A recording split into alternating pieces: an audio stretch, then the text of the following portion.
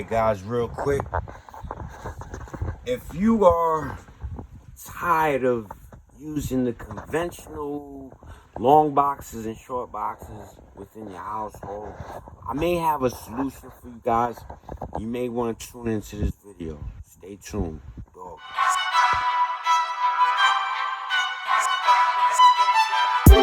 Alright, we back to it like we never left, man. You know what it is, people, man. Leave a like, comment, subscribe, all of the above.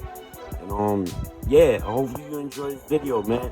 Alright, today's topic, man, or today's recommendation from Doggy. I know a lot of people are a little tired of seeing that eyesore of comic book collecting that we all kind of like learn to deal with. At the end of the day, we always try to find new ways to store our comic books, and that's the long boxes and short boxes. And we need them to store our comic books. You know, you just need them. They store your comic books in condition. If you don't move them around a lot, and you get certain dividers and things that help keep the comic books in place.